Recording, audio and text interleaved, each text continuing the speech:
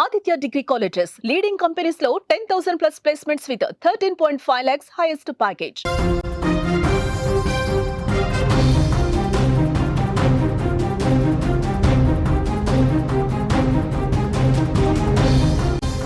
రష్యాలో సునామీ బీభత్సం సృష్టిస్తోంది.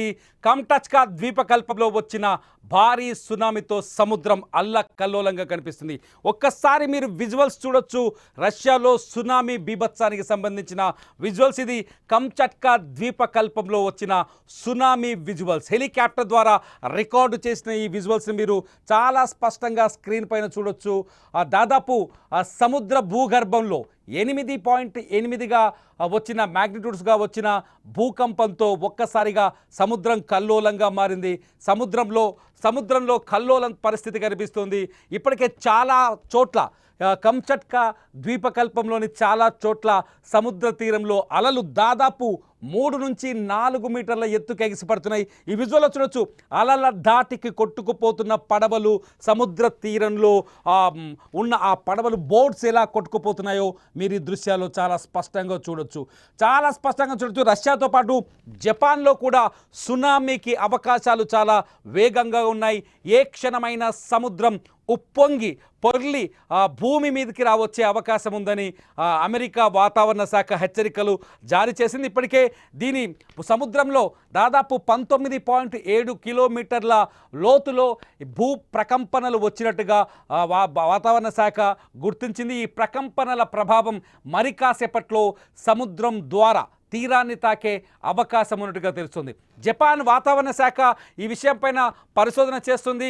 ఈ క్రమంలో రష్యాలోని కామ్చాట్కా ద్వీపకల్పంతో పాటు జపాన్కి కూడా సునామీ హెచ్చరికలు జారీ చేశారు.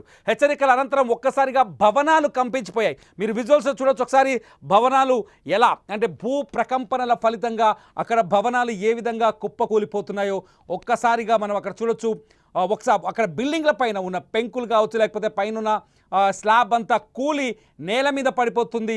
ఒక్కసారిగా భూమి కంపించడం, భవనాలు, ఇళ్లలో ఉన్న వాళ్ళంతా పరిగెత్తుతున్న సిచ్యువేషన్స్ మనం సుమన్ టీవీ స్క్రీన్ పైన చూస్తున్నాం. రష్యాలో భూకంప తీవ్రత, కామ్చాట్కా ద్వీపంలో భూకంప తీవ్రత భయానకమైన స్థితిలో ఉంది.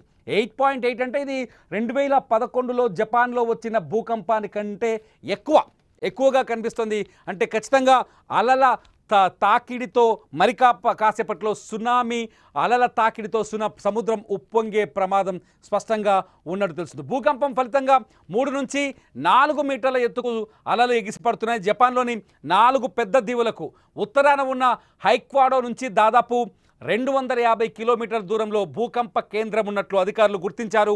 ప్రపంచంలోనే ఈ స్థాయిలో భూకంపం రావడం 2011 తర్వాత మళ్ళీ ఇప్పుడే అంటున్నారు అధికారులు. ఇందుకు సంబంధించిన షాకింగ్ వీడియోలు సోషల్ మీడియాలో వైరల్ అవుతున్నాయి. ఒకసారి ఆ విజువల్స్ని మనం చూడొచ్చు.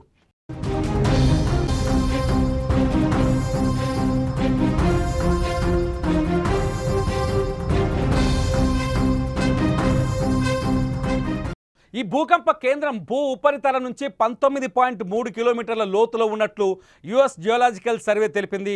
హవాయికి ద్వీపంపై భూకంప ప్రభావం ఎక్కువగా ఉండే అవకాశం ఉందని హెచ్చరికలు జారీ చేసింది. స్థానిక గవర్నర్ వాలరీ లిమరెంకో తెలిపిన వివరాల ప్రకారం సునామీ మొదట రష్యాలోని కురిల్ దీవులలోని ప్రధాన స్థావరమైన సెవెరోకుర్స్క్ తీర ప్రాంతాన్ని తాకింది. ఈ ప్రాంతంలో దాదాపు 2000 మంది ప్రజలు నివసిస్తున్నారని రష్యా అత్యవసర మంత్రిత్వ శాఖ తెలిపింది. వారందరినీ సురక్షిత ప్రాంతాలకు తరలించినట్లు వెల్లడించింది. సకాలిన్ ద్వీపంలోని నివాసితులను ఖాళీ చేస్తున్నామని, అత్యవసర సేవలు పూర్తి సామర్థ్యంతో పనిచేస్తున్నాయని తెలిపారు.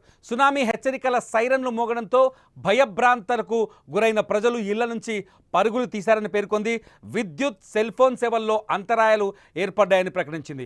ఇప్పటివరకు ప్రాణ ఆస్తి నష్టానికి సంబంధించిన సమాచారం తెలియరాలేదు అని అధికారులు తెలిపారు. రష్యాలోని కురిల్ దీవులు, జపాన్లోని ఉత్తర ద్వీపమైన హైక్వాడో తీర ప్రాంతాలను సునామీ తాకింది.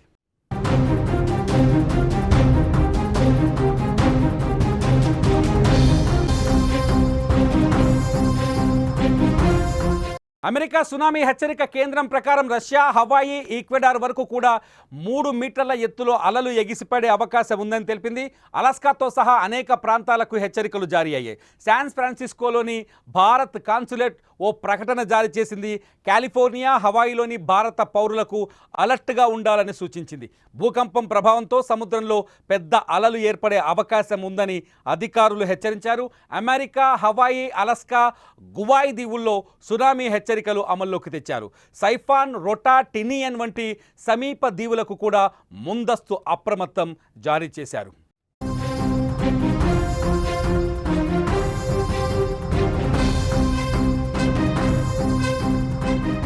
ఇదిలా ఉంటే జపాన్ ప్రధానమంత్రి షిగెరు ఇషిబాకు పరిస్థితి గురించి సమాచారం అందించారు అధికారులు. ప్రభుత్వం అత్యవసర సమావేశాన్ని ఏర్పాటు చేసి పరిస్థితిపై సమీక్షించారు. సహాయక చర్యలు ముమ్మరం చేయాలని ఆదేశించారు ప్రధాని. ఈ నెలలో జపాన్లో 5 సార్లు భారీ స్థాయిలో భూకంపాలు సంభవించాయి. వాటిలో ఒకటి 7.4 తీవ్రతతో నమోదైంది. రాబోయే మరికొన్ని గంటల్లో రష్యా, జపాన్లోని కొన్ని ప్రాంతాలకు ప్రమాదకరమైన సునామీ తరంగాలు చేరుకోవచ్చని అమెరికా సునామీ హెచ్చరిక కేంద్రం తెలిపింది. తీర ప్రాంతంలో నివసించేవారు వెంటనే సురక్షిత ప్రదేశాలకు వెళ్లాలని కోరారు. ప్రజలు అప్రమత్తంగా ఉండాలని, అత్యవసర సూచనలు పాటించాలని, పుకార్లకు దూరంగా ఉండాలని స్థానిక అధికారులకు విజ్ఞప్తి చేశారు.